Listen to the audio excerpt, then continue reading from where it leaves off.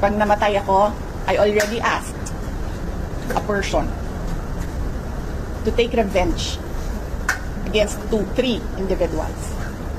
So, my question now to the administration, is revenge from the grave a crime? So, but you already talked to a person Yes. to do that Yes. in the event that you get killed. Yes. Yes. So that much is clear. Yes. So I have to die first. They have to kill me first. They have to kill me first. So now they can't kill me anymore. Unless they want to die. Kaya, hindi nakaganti si Benigno Aquino Jr. kasi hindi siya nagbilin.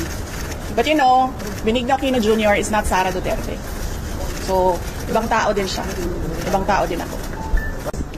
This is a reply to the statement issued by the Presidential Communications Office on the order of Executive Secretary Lucas Bersamin dated November 23, 2024.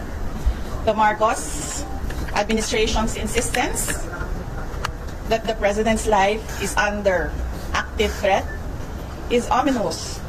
I raise this caution as the President and his sycophants aggressively sell a narrative based entirely on my statement, which is taken out of its logical context. Bakit hindi nila pinapalabas kung ano yung question ng media? Bakit hindi nila pinapalabas kung ano yung una kong sagot? Bakit ang pinapalabas lang nila is the last, 4 words of my entire statement? They are building a narrative, and I'll tell you kung anong playbook ito. There is absolutely no flesh on the bone, and despite the absence of a reliable investigation, authorities were quick to consider this a national security concern. The diametric contrast and inaction are displayed when I have expressed in previous months threats to my person and the continuing threats to the lives of OVP personnel. Tossing the word assassin. Pakicheck, may sinabi ba akong assassin doon? Wala. So nilalagay nila doon sa narrative nila, assassin. And nilalagay nila sa narrative nila, murder plot. Into this issue, tossing the word assassin into this issue makes things even more terrifying for our country. And especially because I never used that term during my recent consternation against the Marcos administration's failure to serve the Filipinos while it masterfully persecutes political enemies. Common sense should be enough for us to understand and accept that the supposed conditional acts of revenge does not constitute to an active threat. This is a plan without a flesh.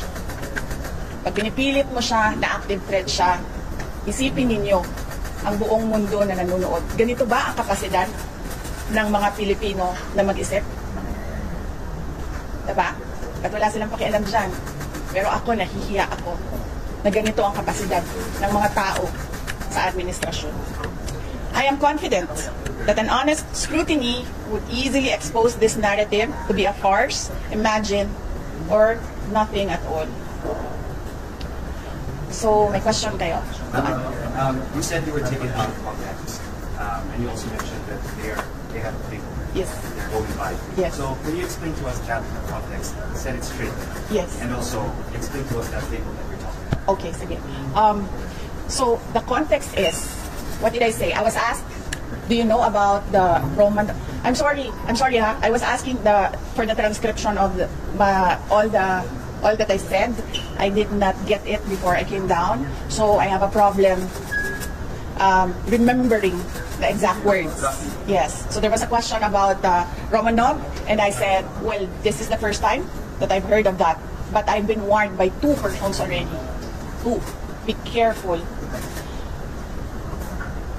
I forget now what the words were said, but I will review my notes and I will tell you what that one person said and how he said to be careful, and that one other person, what that other person said. So, tatlo na yun.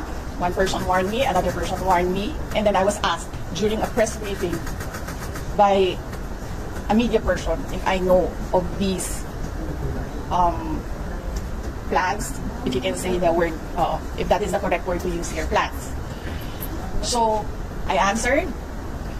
I was asked Romanov, and then I answered. I was told by two people. This is the first time I've heard of Romanov, so that is the third already. And I said, don't worry about my security.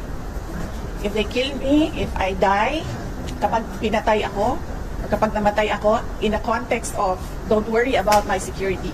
So this means pinatay ka. Diba? Kasi hindi ka naman mamamatay by heart attack in relation to your security. Diba? So, pag namatay ako, I already asked a person to take revenge against 2-3 individuals. So, my question now to the administration, is revenge from the grave a crime? So, but you already talked to a person Yes. to do that Yes. in the event that you get killed. Yes. Yes. So that much is clear. Yes. So I have to die first. They have to kill me first. They have to kill me first. So now they can't kill me anymore. Unless they want to die. And in the playbook that you were talking about. Yes, the playbook.